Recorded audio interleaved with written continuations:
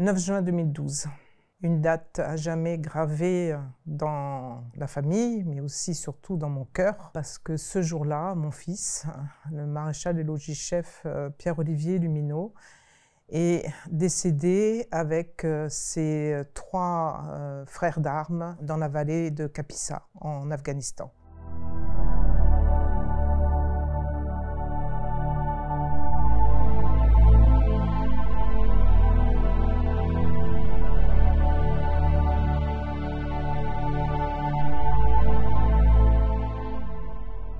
Quand on nous a annoncé la nouvelle, moi je travaillais à l'époque, on sonne à votre porte, et là, 2 anciens militaires que nous sommes, quand on voit, parce qu'on a un visiophone, et quand on voit, tout de suite avec mon mari, on se regarde, on a compris. Et là, on nous emmène à Paris, on est un peu dans un brouillard, heureusement que l'armée est là. Et là, on nous annonce donc comment ça s'est passé. On apprend avec stupéfaction en fait que c'est un jeune taliban qui est déguisé en femme. Il se fait sauter sur le convoi où était donc mon fils avec ses frères d'armes qui s'arrêtaient parce qu'eux, ils faisaient partie d'une batterie de renseignement et donc ils étaient beaucoup auprès des villageois. Il y a un avant et un après, c'est plus la même vie. C'est une histoire presque à recommencer. Nous avons créé, mon mari et moi, une association qui s'appelle l'association de la pierre à l'olivier. Il y avait besoin d'avoir dans cette association cette notion d'espoir, de renaissance, ce que symbolise énormément l'olivier et surtout la colombe avec le rameau d'olivier dans son bec. L'élément qui a été vraiment, j'allais dire, déclencheur de cette approche dans l'association, ça a été son retour à Pierre-Olivier de ses affaires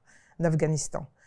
Là, c'est comme si, en rentrant à la maison, cette caisse, en fait, nous disait ben, t'as la caisse, mais ton fils n'y reviendra pas, quoi. L'association est devenue comme une évidence, parce qu'en fait, Paris ne pouvait pas nous proposer quoi que ce soit par rapport aux parents. C'était même pas pour nous, mais c'était pour les parents qui suivraient, en fait, parce que nous, bah, c'était passé, quoi. On se réunit une fois par an. Nous, on se retrouve, mais en même temps, on fait mémoire de nos soldats, mais aussi des soldats anciens. L'association a déjà 10 ans. On n'aimerait pas avoir à souffler des bougies pareilles. Moi, Pierre-Olivier, il est parti et il me fait vivre, depuis ce 9 juin, une autre vie. Nous sommes passés à autre chose et du coup, il nous a donné, il nous a insufflé, en fait, par cette bataille liée à la reconnaissance des parents, un souffle de vie en fait. Le Bleuet de France est intervenu cette année pour justement ce séminaire clé des 10 ans de l'association de la pierre à l'olivier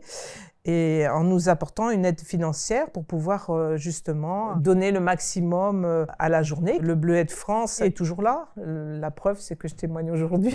C'est le compagnon des familles. C'est important de prendre le téléphone et de dire « bon ben voilà, qu'est-ce que vous faites pour nous ?» J'avoue que jusqu'à présent, je n'osais pas toquer à cette porte. Le fameux lien de la famille, le Bleuet de France, est là pour. C'est vraiment important.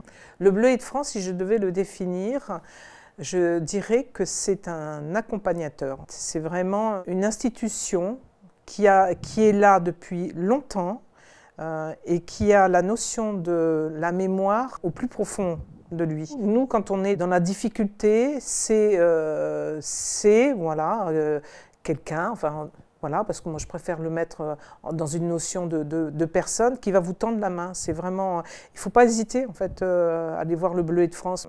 C'est une organisation, c'est vraiment j'allais dire une famille en fait, tout simplement une famille qui peut aider quand un membre de votre famille, voilà, a des difficultés. Pas que financier en fait. Le Bleuet peut être là, donc oui, il faut faire appel au Bleuet, n'hésitez pas. Pour que chaque famille, chaque parent comme moi, chaque frère et sœur puisse garder espoir, faites un don au Bleuet de France. C'est important.